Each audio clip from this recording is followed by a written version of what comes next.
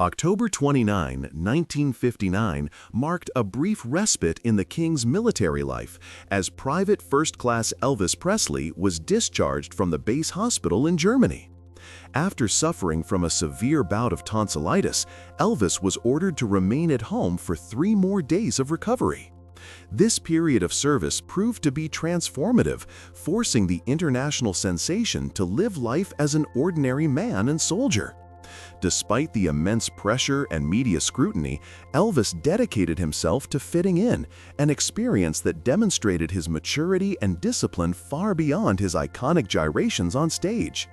His time in Germany allowed the boy from Tupelo to prove he could handle complex tasks and responsibilities, successfully reminding the world he was more than just a rocker, and setting the stage for his triumphant return to music and movies in 1960. Kid Galahad. This striking photograph captures Elvis Presley alongside future Hollywood heavyweights Gig Young and Charles Bronson on the set of the 1962 musical drama Kid Galahad. In this action-packed film, Elvis played Walter Gulick, a young military veteran who takes up boxing. To ensure the authenticity of his role, Elvis received intensive training from former world champion Mushy Callahan, who even performed the close-up punches when Elvis was struck in the face. Filmed on location in the mountainous area of Idlewild, California, the film's atmosphere transported Elvis outside of the usual studio environment. While some critics felt Elvis was miscast as a ferocious boxer, the movie offered fans a chance to see their idol in a dynamic, high-energy story, proving that the king of rock and roll could hold his own in the ring and alongside cinema's greatest talents. Elvis and Ed Sullivan, 1956. The tension is palpable in this iconic 1956 photograph capturing Elvis Presley and television host Ed Sullivan. Sullivan initially vowed that the controversial king of rock and roll was unfit for family viewing and promised he would never appear on his show. However, after Elvis's first guest appearance garnered astronomical ratings, Sullivan was quickly forced to change his tune. By the time this photo was taken, likely backstage before Elvis's second show on October 28, 1956, Sullivan had completely reversed his stance. At the end of that very broadcast, after Elvis performed a powerful set including Love Me and Hound Dog, Sullivan issued a famous public endorsement, calling Elvis a very nice person. This image immortalizes the moment a skeptical television establishment finally yielded to the overwhelming cultural phenomenon of Elvis Presley. October 28, 1976. Take a look at the massive RCA satellite recording truck parked behind Graceland on October 28, 1976. This setup marks the start of the legendary Jungle Room sessions, where the truck connected cables directly to the mansion's unique den. Elvis, increasingly reluctant to travel to professional studios, had RCA bring the studio to him, transforming his home into a recording space. Beginning the next day, these deeply personal sessions in the famous, eccentrically decorated Jungle Room were some of the last professional recordings Elvis ever made. They yielded the final 2 albums and 3 singles released during his lifetime, including the hits Way Down and Moody Blue. Although the sound quality occasionally suffered from the unconventional setting, the relaxed home environment fostered a rare sense of fun and productivity, capturing Elvis's voice in a deeply honest and intimate way during his final year. October 28, 1970. Elvis proved he could still rock harder than anyone with his electrifying track, Burning Love, a major hit that revitalized his career in the 1970s. Released in 1972, this powerful anthem was Elvis's final major smash hit, soaring high on the U.S. charts and reaching the impressive rank of number 2 on the Billboard Hot 100. It was only kept from the top spot by Chuck Berry's novelty song, My Ding-a-Ling, a fact that frustrated many of Elvis's team who were convinced the song was a guaranteed number 1. Despite falling just short of the top rank on Billboard, Burning Love dominated the rival Cashbox chart, hitting #1 and becoming one of the most recognizable songs of his late career. This classic track ultimately secured Elvis's legacy as a dynamic performer whose fire could not be contained, even years after his initial rise to fame. October 28, 1969. Get ready for the ultimate comeback story.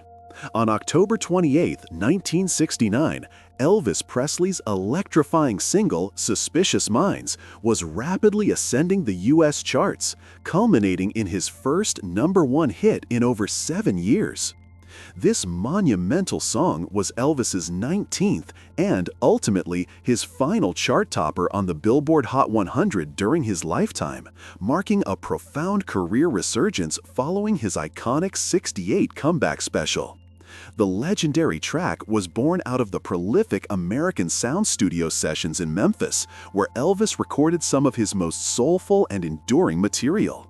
Suspicious Minds became the centerpiece of his triumphant return to live performing in Las Vegas, instantly transforming from a studio track into a thrilling, dramatic concert finale known for its soaring intensity and unforgettable ending. This song forever cemented Elvis's status as the king, proving his ability to evolve and dominate the charts across 3 different decades. October 28, 1960. 8 months after Elvis returned from the Army, his epic single, It's Now or Never, finally made its delayed debut in Britain on October 28, 1960. Due to complex copyright discussions, the UK release trailed the US by several months. Yet it instantly made a historic impact. This sweeping ballad, based on the classic Italian song O Sole Mio, was the very first track to debut at #1 on the newly established record retailer charts, which eventually evolved into the official UK singles chart. It was a massive global phenomenon, topping charts worldwide and quickly becoming one of the best-selling singles of all time, selling over 5 million copies in the US alone. This triumph demonstrated that Elvis's hiatus for military service had done nothing to diminish his massive international appeal, solidifying his position as a pop culture titan in a new decade. October 28, 1958.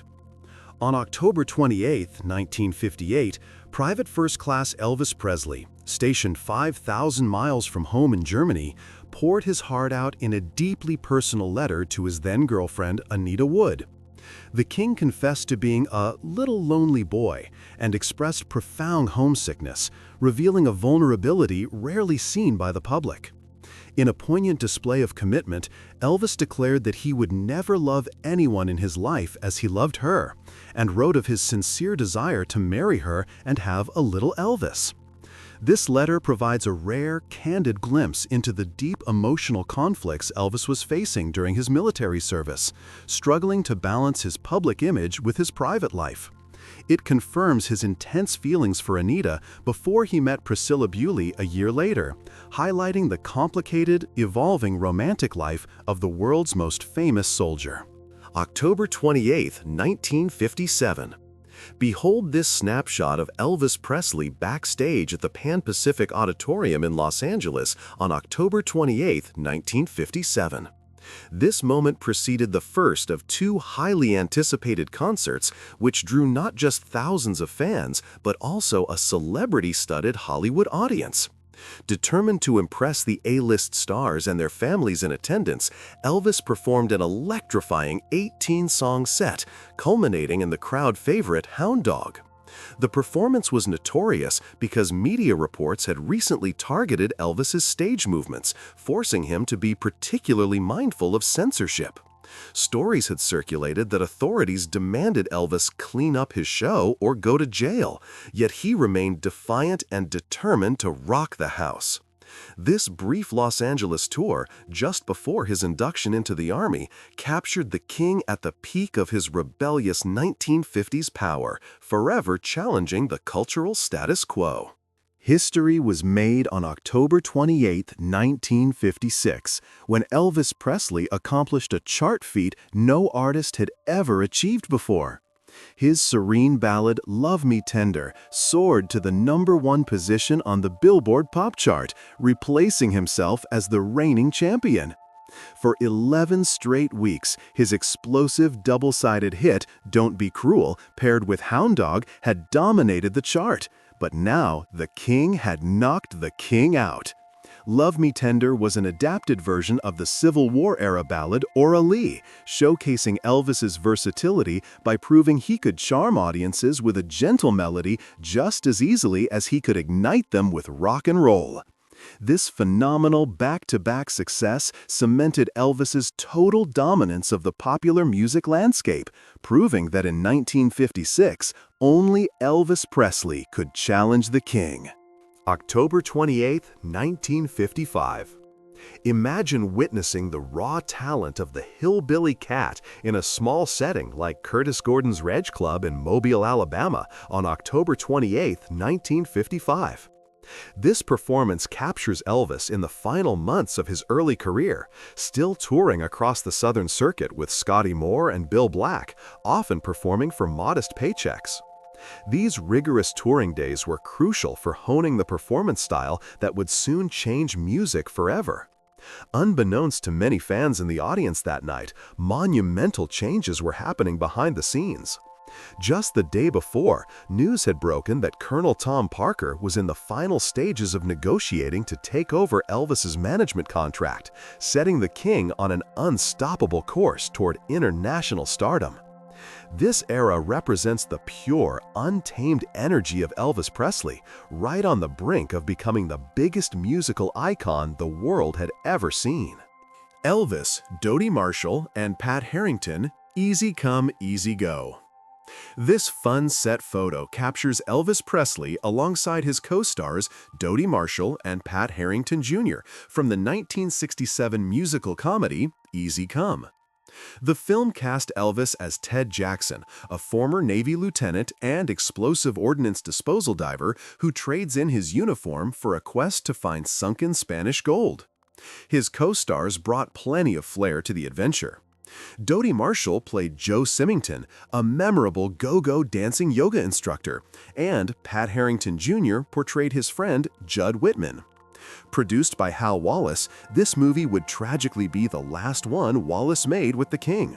Furthermore, despite its lighthearted theme, the film's soundtrack became notable for being Elvis's worst-selling record for RCA Victor, marking a transition in his film career. Nevertheless, the movie provided plenty of action and showcased Elvis's ability to dive into any role, proving he was always ready for a new cinematic challenge. Elvis and Joan Blackman, Kid Galahad. This candid photo captures Elvis Presley sharing a moment with the lovely Joan Blackman on the set of the 1962 boxing movie Kid Galahad. Blackman was a rare co-star, having worked opposite the king twice. She also played his love interest in the iconic film Blue Hawaii. During their time together, their connection extended beyond the scripted romance. Blackman later recalled that Elvis had serious intentions, claiming he proposed marriage to her while they were filming Blue Hawaii, expressing a deep desire for her to be his wife. Although she ultimately declined, choosing another path, their chemistry on screen was undeniable. This image immortalizes a period when Elvis was heavily invested in his film career, creating memorable characters and forming real bonds with the talented actresses who shared his spotlight.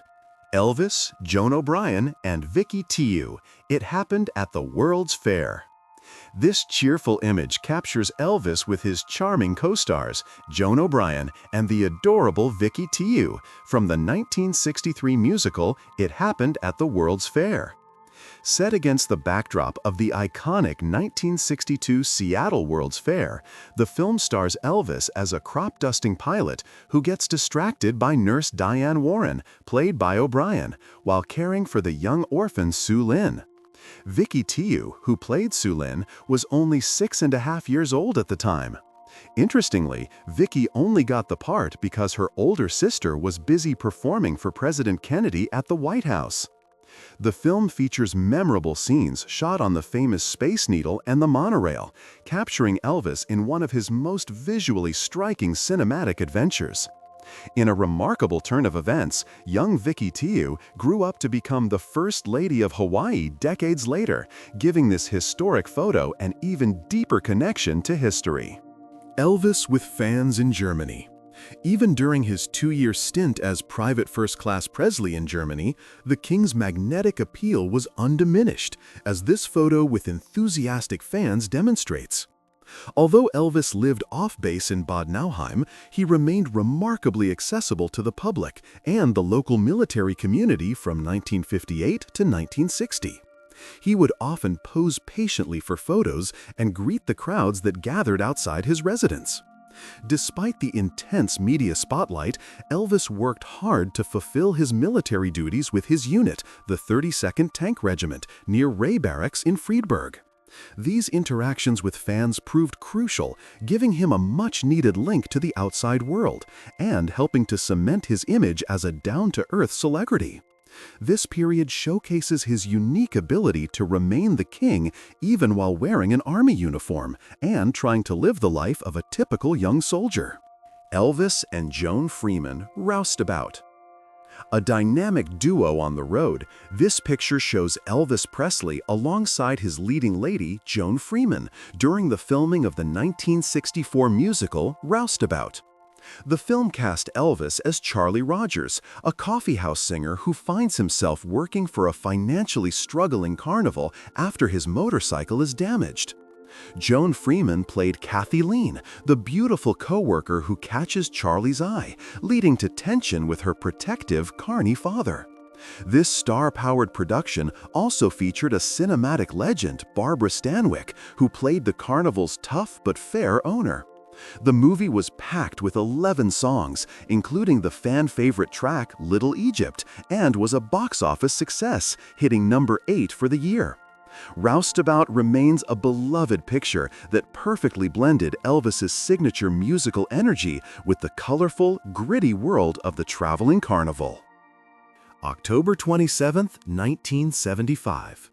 Seeking a private escape from the relentless pressures of stardom, Elvis Presley began a 2-week ritual on October 27, 1975, by repeatedly renting out the Crosstown Theater in Memphis. This was a classic Elvis pastime, securing the entire venue late at night, often around 1 a.m., so he could watch his favorite movies in peace, alongside his entourage, the Memphis Mafia.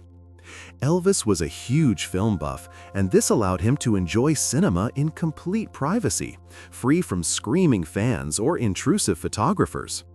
This need for isolation reflected his life at Graceland, where his growing fame made everyday public life nearly impossible. For 2 consecutive weeks, the Crosstown Theater became the King's personal sanctuary, confirming that even the biggest star in the world sometimes just needed a comfortable, dark room to watch a movie undisturbed.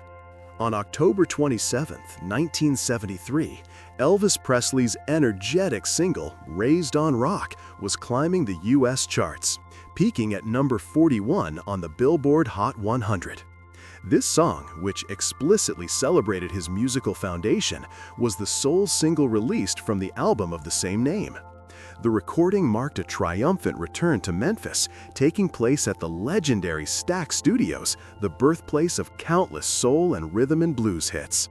These Stax sessions, held in July 1973, were crucial for Elvis, allowing him to reconnect with his hometown's musical roots and infuse his sound with fresh elements of funk and R&B.